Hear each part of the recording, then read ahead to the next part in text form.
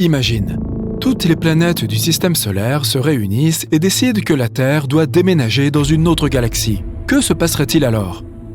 Eh bien, si la Terre se faisait éjecter du système solaire, disons simplement que les choses deviendraient compliquées.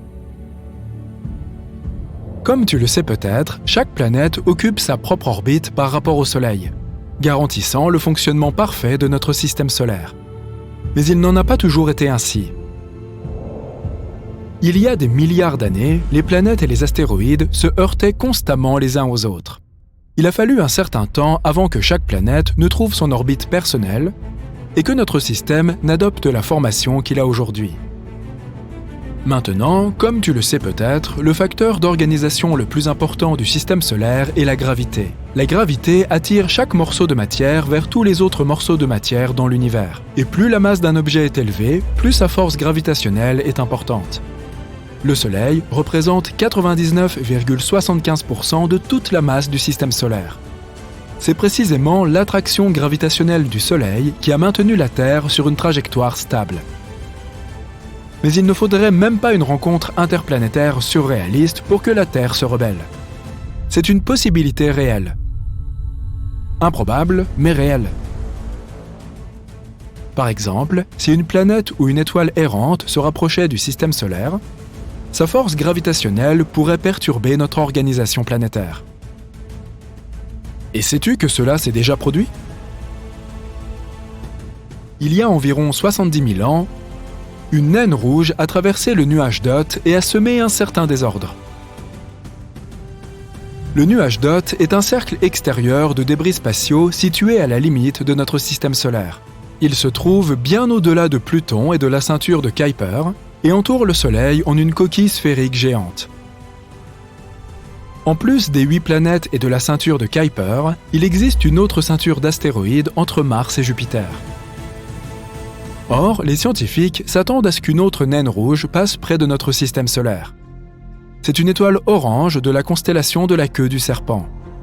Les astronomes s'attendent à ce qu'elle passe près du Soleil dans environ 1,29 million d'années, à une distance d'environ 160 milliards de kilomètres. Cette étoile a environ 60% de la masse du Soleil, ce qui serait suffisant pour causer de grandes perturbations dans notre système. Une fois que l'étoile sera entrée dans notre système, nous pourrons la voir dans le ciel nocturne sans aucun équipement. Ce sera comme regarder un petit point orangé apparaître dans le ciel. Au fil des mois, il deviendra de plus en plus gros jusqu'à ce que nous le voyions aussi pendant la journée. À un certain moment, il deviendra si gros et si brillant que nous ne pourrons plus le regarder directement. Tout comme il ne faut pas regarder le Soleil directement. Mais nous le faisons quand même, n'est-ce pas? À ce moment-là, le ciel nocturne se remplira d'une étrange lueur rouge. Et après quelques mois, l'étoile orange commencera à rétrécir à nouveau. Elle deviendra plus petite que le Soleil, mais alors le Soleil rétrécira aussi. Oui, car le passage de Gliese 170 fera sortir la Terre de son orbite et sa force gravitationnelle nous fera perdre notre alignement naturel. La Terre errera ainsi dans le système solaire jusqu'à ce qu'elle atteigne l'espace. Que se passerait-il avec notre planète si cela se produisait vraiment? Tout d'abord, la Terre quitterait ce que l'on appelle la zone habitable. C'est une région assez étroite du système solaire où la vie humaine peut prospérer. Quel est le secret de sa réussite? De l'eau à l'état liquide. Les astronomes ont découvert que Mercure a aussi de l'eau, mais seulement au niveau de ses pôles nord et sud, où la lumière n'arrive jamais. Pluton, la planète naine située à l'extrémité arrière du système solaire, contient 30% d'eau, mais une grande partie se cache sous une épaisse couche de glace. Si la Terre quittait un jour sa place privilégiée en orbite autour du Soleil, elle voyagerait autour de la galaxie à sa vitesse orbitale de 108 000 km/h. C'est 1000 fois plus rapide que la vitesse de pointe d'un guépard. Plutôt rapide, donc. Au bout de plus ou moins un mois, l'humanité verrait la géante rouge Mars à l'horizon. D'ici là, nous ne recevrions plus que 44% de la lumière du Soleil que nous recevions auparavant. Si quelqu'un voulait donner naissance à une nouvelle civilisation, ce ne serait pas vraiment le moment idéal. Avec une lumière solaire réduite, il serait plus difficile pour les plantes de continuer à faire de la photosynthèse. Donc, la plupart de la flore de notre planète commencerait à périr. Quelques jours après avoir quitté l'orbite de Mars, notre planète serait confrontée à son premier vrai défi: traverser la ceinture d'astéroïdes. C'est une collection de petits corps rocheux et métalliques qui sont surtout des restes du Big Bang, qui a créé notre système solaire il y a 4,6 milliards d'années. Donc, d'une certaine manière, c'est presque comme si nous voyagions dans le temps. Heureusement pour nous, la distance entre un astéroïde et son voisin est d'environ 965 000 km. Donc, après avoir passé un astéroïde, il nous faudrait un certain temps avant de tomber sur le suivant.